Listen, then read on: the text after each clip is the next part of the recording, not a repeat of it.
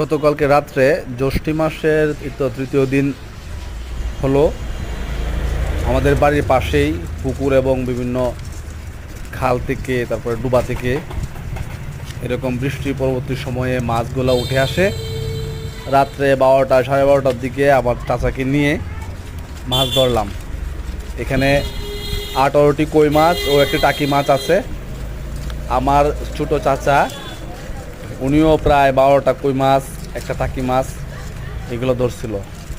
মূলত এই মাছগুলো ধরার পিছনে যতটুকু না লাভবান তার চেয়ে বেশি হচ্ছে মনের সুখ।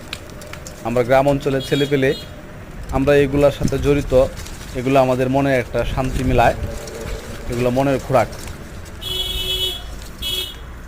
যদিও মাছগুলো ছোট ছোট কিন্তু এটার আনন্দটা ছিল বিশাল।